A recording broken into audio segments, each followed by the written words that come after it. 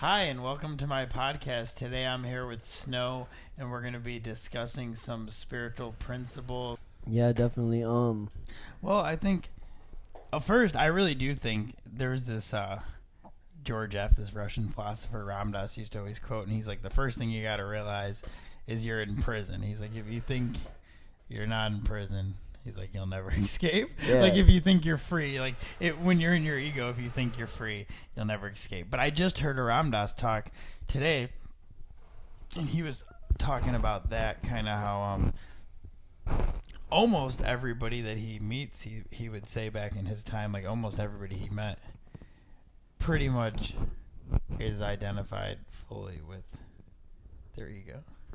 Their mind. It depends what you mean by ego, but what I mean by ego So let me ask you this. Is ego like ego is sort of like the resistance to being one, correct? That's the most genius thing I ever heard. So like it is. Oh yeah, it's the sense of I, but like in so opposition technically to the one. your ego is like not good. And what's the word? What's in relativity to like the person's beliefs? It's but it's not bad in the sense that it is what when you're identified with it. That's what it is. It's the identification. So if you think that you're the ego, which is your sense of I in this world and everything, if you think that's what you are and you're only that, then you're in prison. Then there's going to be a bunch of suffering. But if you are not attached to it, like even they would say about Maharaji, they were like, Maharaji, Neem Karoli Baba, they were like, he still had a personality, they said, but he wasn't attached to it at all. Like there was no that's what I'm clinging saying. to it. It was just something that was going on, but there wasn't any like, this is me. Yeah, so like there's like levels to it and shit. Because if you become completely egoless, like, can you even exist in this reality? The sense that he, like Maharaji had been described, I think that would be kind of how you would exist. But there might have to be like a slight pushing of like the ego away from the source to even be able to exist. Right. I would think, like he said. I mean, that's another thing Ramdas talked about. Like today, when I listened to him, was blue babies that like die right when they're born. Ooh. And I guess a blue baby, and it's one that like wasn't unhealthy. Like there was no physical signs, and there's a certain percentage every year, and the doctors don't know why. They basically seem like they have no will to live. Like they just everything's fine, and they're just born, and they like don't like breathe or eat really. They don't like eat or drink, and then they just like turn blue and die. Damn. And Ramdas was like, could you think about it though? Like he said, imagine a Tibetan Lama that somehow was taking birth as a baby, and if the veil didn't descend, like he says, the veil descends over us when we're born. Like that's why we don't remember our past lives and everything, which we should talk more about in a second. But he said the Tibetan Lama is born, and the veil didn't come down because it's so high spiritual that it remembers what it's at. It's not like a new baby that like forgets everything. It's like, yeah. He's like, and if this being had no desire, like no ego, that would be a blue baby, because it would just be like, I already know what this is all about. Like I have no desire even to breathe or eat, and then it'd be gone. Right. Which is what you were just saying. Like, would you even exist That's if what you I'm had saying. no? It's like ego you're pretty at all. much gonna die, like, or like you shouldn't be here if you don't have an ego. Like, I feel like the reason why we're here is to like realize the things we just said, but also experience having an ego. You know what I'm saying? Like, why else would we come here in the first place? Yeah, definitely.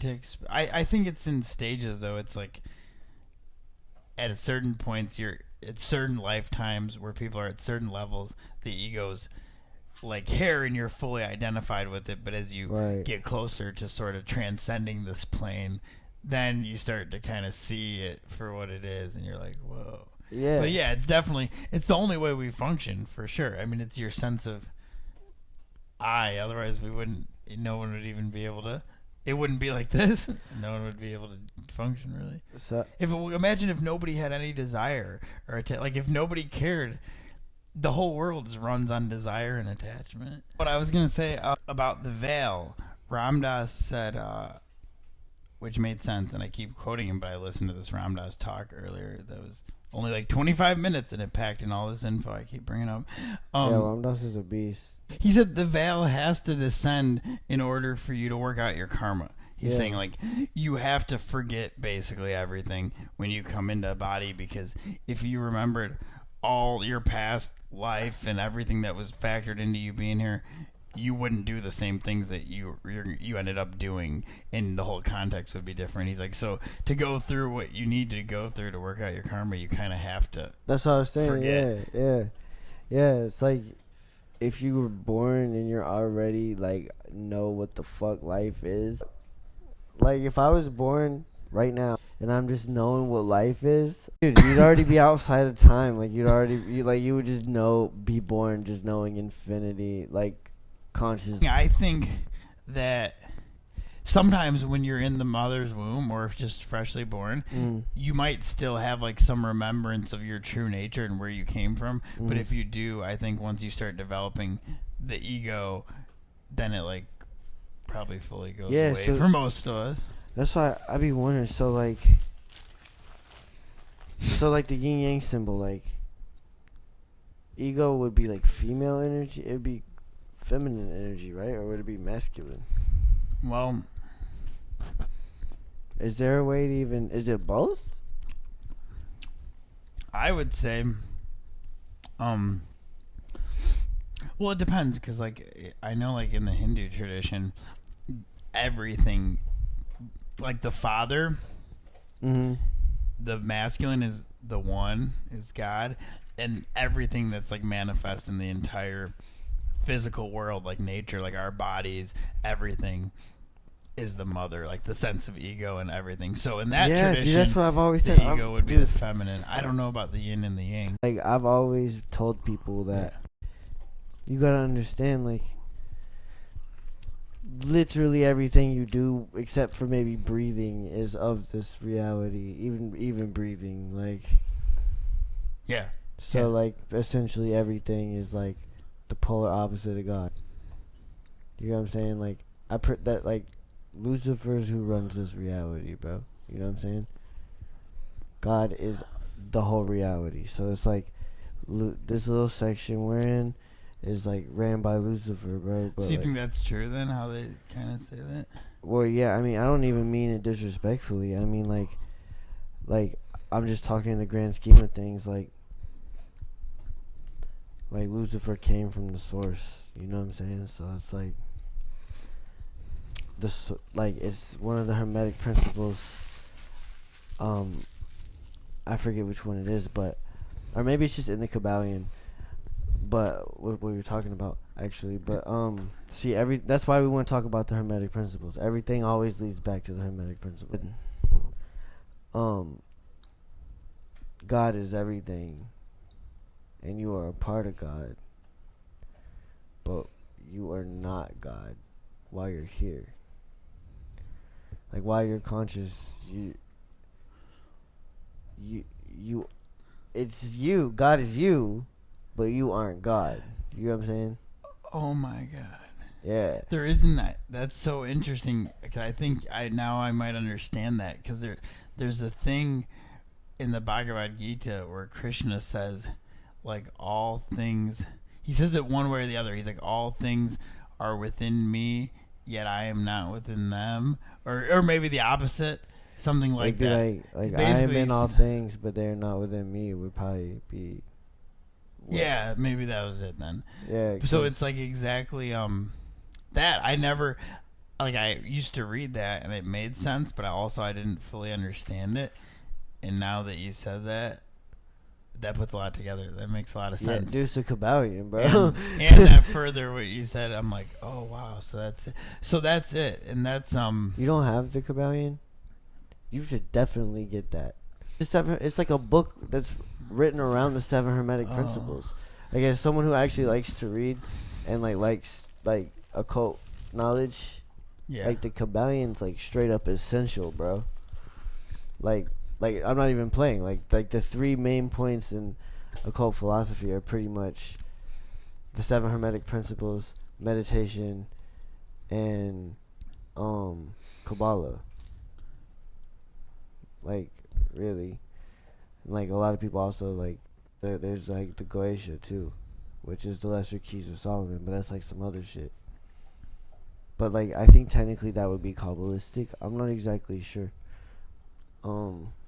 It's some serious shit though. Have you ever heard of that book? No. Don't ever get that book.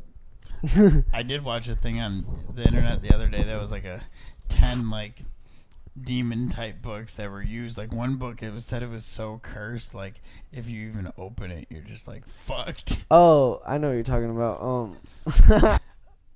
Okay, here's the 7 hermetic principles. The number 1 is the principle of mentalism, which that's what we were talking about the other night. It says the all is mind, the universe is mental. So like what we were talking about, like the conclusion I came to and that you also came to, was that like motherfuckers have their own brains but your mom and your dad and like your grandparents and like your friends all have their own brains, but really like that brain is just like being controlled by like a way bigger brain. You get what I'm saying? Yes, but it's not just like a physical brain. It's like the mind. Yeah, like it's a metaphor for like consciousness. But yes. That's what I'm saying. It like definitely is really within the bigger brain is running. Oh.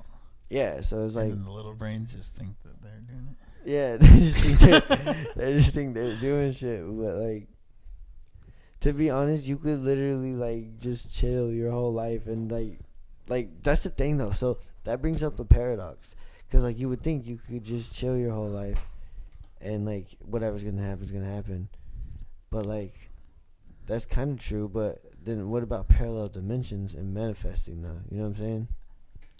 I know it. Well, it's so it gets so far out that it's like whether you chill your whole life and do nothing or do a bunch of stuff, it's still just the big brain doing it all. Yeah. No, it's true, because like also all the Indian spiritual traditions, like the Hindu stuff, when they talk about God, it's always like saying that that one moves all things. They're always like, you alone are the sole doer and stuff, which yeah would make sense.